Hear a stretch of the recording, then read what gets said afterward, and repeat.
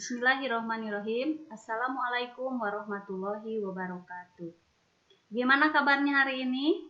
Ya, alhamdulillah ya, mudah-mudahan kita semua dan keluarga ada dalam kesehatan ya, dan ada dalam lindungan Allah Subhanahu wa taala. Ya, baiklah anak-anakku.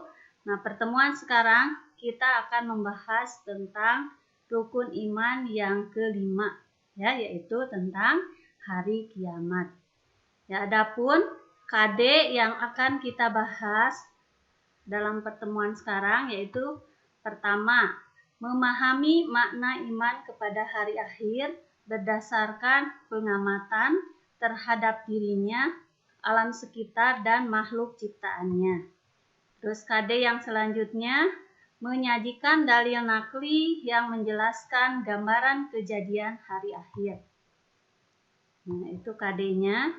Terus tujuan pembelajaran yang pertama, kalian harus bisa menjelaskan pengertian iman kepada hari akhir dengan benar. Yang kedua, menjelaskan dalil nakli dan akli iman kepada hari akhir dengan benar. Yang ketiga, membedakan antara kiamat sugro dan kubro dengan benar. Yang keempat, menganalisis tanda terjadinya kiamat kubro dengan benar. Yang kelimanya, menjelaskan 5 tahapan kejadian setelah kiamat kubro dengan benar. Yang keenam, mengidentifikasi perbedaan antara surga dan neraka dengan benar. 7. Menyimpulkan hikmah beriman kepada hari akhir dengan benar. 8. Menuliskan dalil nakli tentang gambaran kejadian hari akhir. Nah, itu yang harus kita pahami dari tujuan pembelajaran yang berhubungan dengan meyakini hari akhir mengakhiri kebiasaan buruk.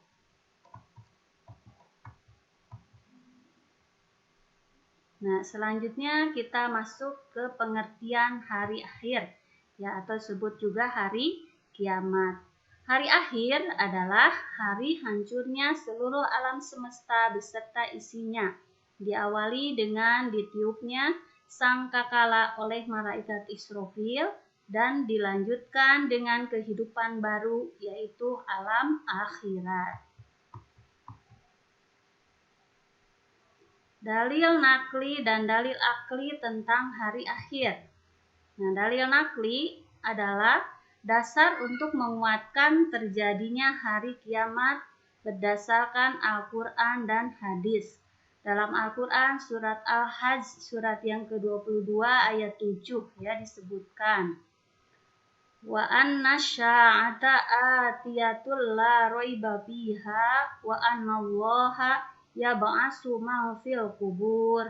Ya, yang artinya, dan sesungguhnya hari kiamat itu pastilah datang, tak ada keraguan padanya, dan bahwasannya Allah membangkitkan semua orang di dalam kubur.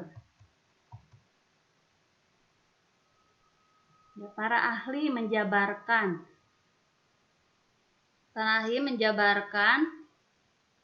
bahwa alam semesta akan mengalami kehancuran, yaitu 1.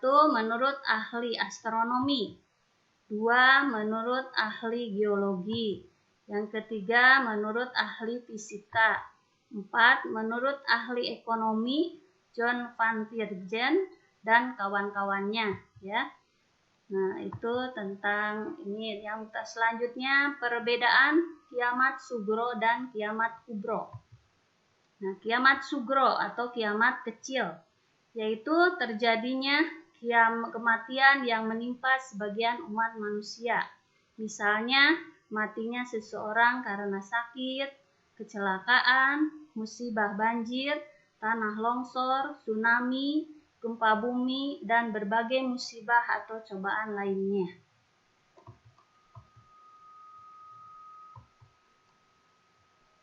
Udah, ini dijelaskan dalam Quran surat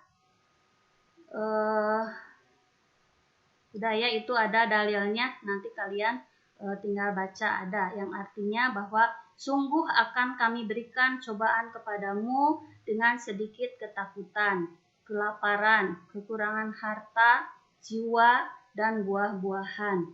Dan berikanlah berita gembira kepada orang-orang yang sabar.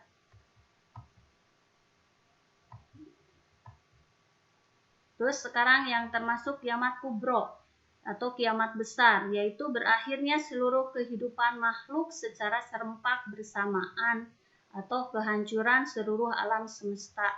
Nah, kejadian mengenai hari kiamat digambarkan oleh Allah dalam beberapa ayat Al-Quran. Di antaranya surat Al-Qari'ah, surat Al-Zalzalah, surat Az-Zumar, surat Al-Muzammil, surat Al-Haqqah, di surat Al-Haqqah ya, ini sudah dijelaskan tentang kejadian kiamat kubro. Ya, di antaranya ini ada ayatnya, yauma yakunun nasu kal farasil mabsus wa takunul jibalu kal ihnil manfus. Ya, ini dalam surat Al-Qari'ah yang artinya pada hari itu manusia adalah seperti anai-anai yang berterbaran, dan gunung-gunung adalah seperti bulu yang dihambur-hamburkan. Tanda-tanda datangnya hari kiamat. Yang ke-1, tanda-tanda kecil. Segala urusan dipegang oleh yang bukan ahlinya. Terus yang kedua, Baitul Maqdis dikuasai oleh umat Islam. 3, banyak terjadi pembunuhan. Yang keempat, banyak terjadi fitnah. Yang kelima, merebaknya perzinahan. Selanjutnya, jumlah kaum wanita lebih banyak daripada kaum pria. Terus banyak perempuan menyerupai laki-laki atau sebaliknya. Terus yang selanjutnya, banyak masjid berdiri megah ya, sementara yang beribadahnya hanya sedikit. Yang selanjutnya, tanda-tanda besar. Tanda-tanda besar yang pertama, terbitnya matahari dari sebelah barat dan terbenam di sebelah timur. Yang kedua, munculnya binatang yang dapat berbicara dengan manusia. Selanjutnya, datangnya Al-Mahdi. Yang keempatnya, munculnya Dajjal. Yang kelima, hilang dan lenyapnya Al-Quran yang berupa mushaf dan yang berupa hafalan dalam hati. Yang selanjutnya, turunnya Nabi Isa Al-Masih. Terus yang selanjutnya, terpecahnya bulan. Yang selanjutnya, munculnya Ya'juj dan Ma'juj.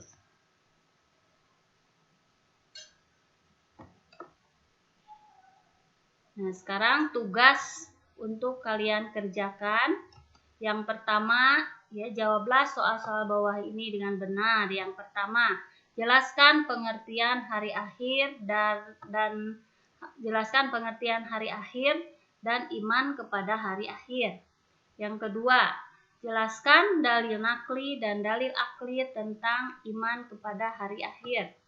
3, jelaskan perbedaan antara kiamat sugro dan kiamat kubro. Yang keempat, berikan analisis kalian terhadap tanda-tanda kiamat kubro.